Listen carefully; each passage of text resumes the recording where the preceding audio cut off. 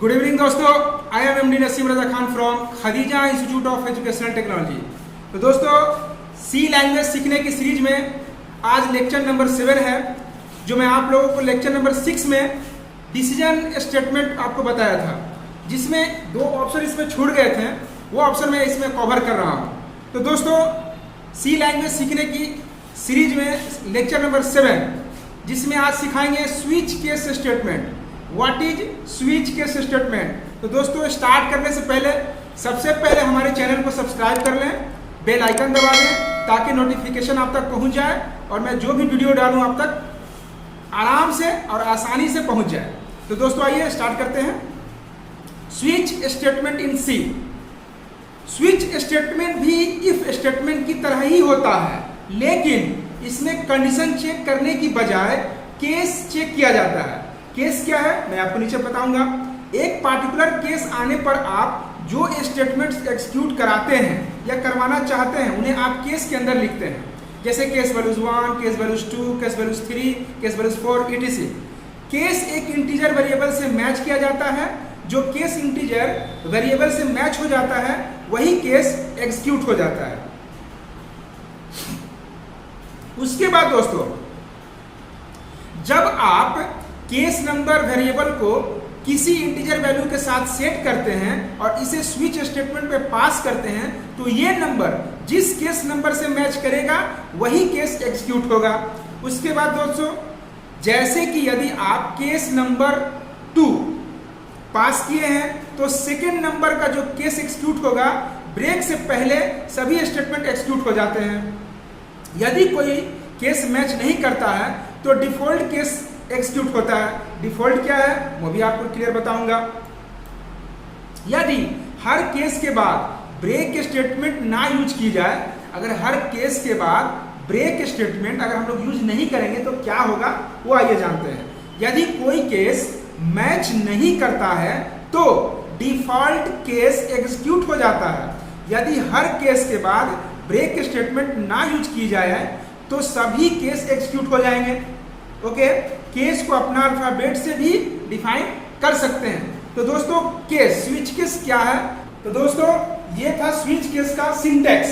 Syntax कैसे करेंगे? सबसे पहले दोस्तों स्विच लिखेंगे, स्विच, उसके बाद उसका एक्सप्रेशन देंगे, एक्सप्रेशन या वेरिएबल। उसके बाद इसका एक ब्रेस स्टार्ट करेंगे। अब हम लोग लेंगे केस वैल्यूज 1, केस वैल्यूज या वैल्यू 1 और कोलोन से इसको पेयर कर देंगे। उसके बाद इसका ब्लॉक लिखेंगे, केस ब्लॉक, ब्लॉक 1। ओके, उसका जैसा ब्रेक लगा देंगे, सभी कोलोन।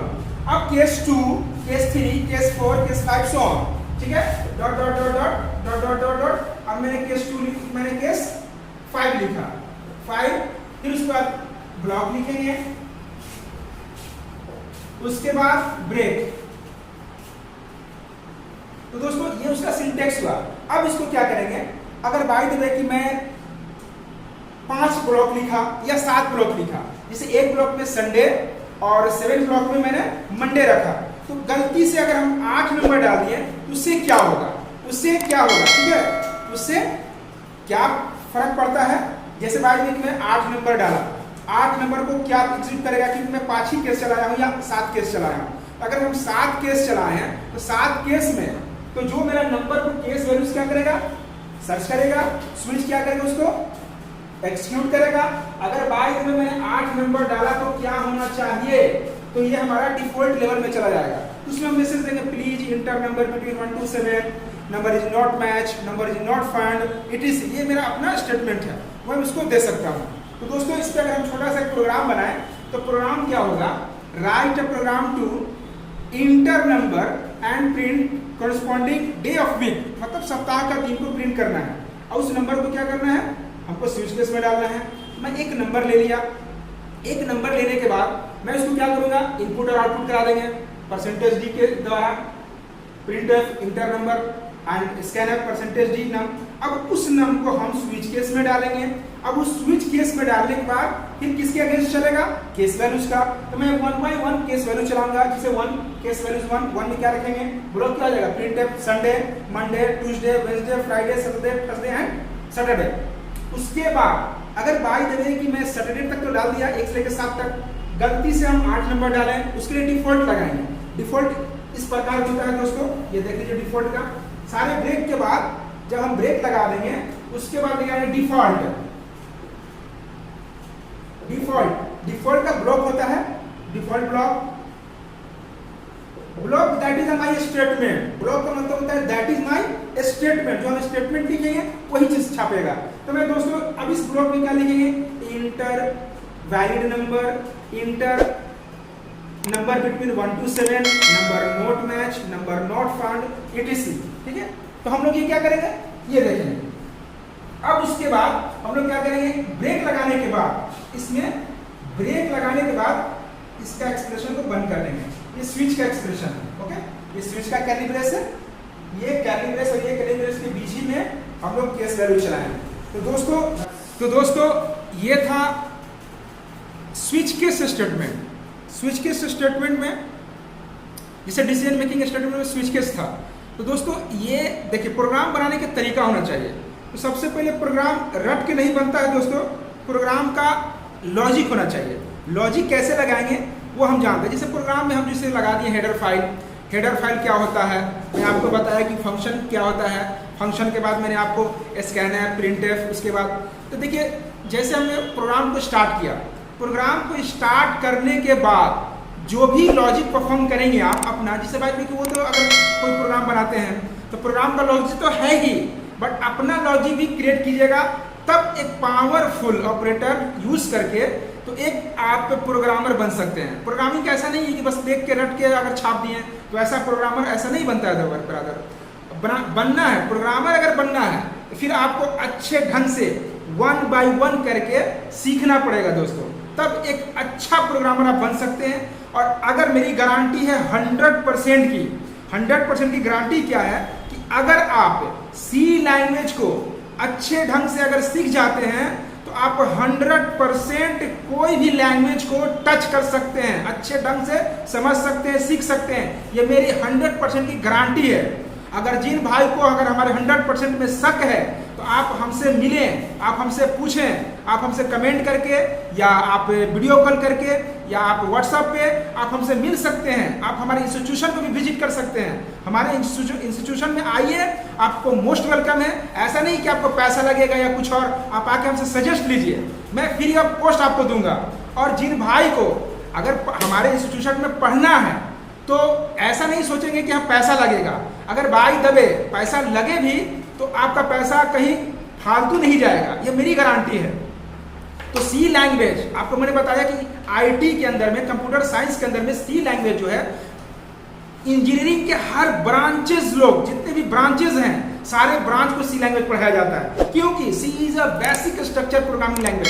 सी से जितना कीवर्ड है, सी का जितना डेटा टाइप्स है, हर प्रोग्राम में मतलब हर लैंग्वेज में उसको यूज किया गया है दोस्तों। तो मेरा बताने का मकसद ये था आज मैं इसलिए आप लोगों को बता रहा हूँ क्योंकि सी मैं आपका आज मेरा आज 7वां लेक्चर है। 7वां लेक्चर में मैंने आपको डिसीजन मेकिंग तक कवर किया। नेक्स्ट अगर मैंने कवर करूंगा कंट्रोल लूप स्टेटमेंट, इसमें फॉर, डू एंड वाइल आता है। फॉर का क्या काम है, वाइल का क्या काम है, एंड डू का क्या काम है, मैं अगले लेक्चर में 8वां नंबर लेक्चर में आपको डिटेल्स एंड एक्सप्लेन करके बताऊंगा। तो सी बताने का मकसद मेरा ये है दोस्तों कि सी ऐसी लैंग्वेज है, अगर आप अच्छे ढंग से सीख लेते हैं तो आपको कोई भी लैंग्वेज सीखने में बिल्कुल आसान, 100% आसान हो जाता है। इसलिए मैं आज आपसे रुजू हुआ हूं और ये प्रोग्राम के बारे में मैं आपको बोल रहा हूं। तो दोस्तों अभी तक हमने जो कवर किया, सबसे पहले इंट्रोडक्शन किया, उसके बाद कांस्टेंट, वेरिएबल, डेटा टाइप किया, उसके बाद ऑपरेटर किया, ऑपरेटर के बाद आज हम लोगों ने डिसीजन मेकिंग को कंप्लीट किया। नेक्स्ट वीडियो मेरा रहेगा दोस्तों loop control statement. Loop control क्या है वो हम जानेंगे 1 by 1 करके।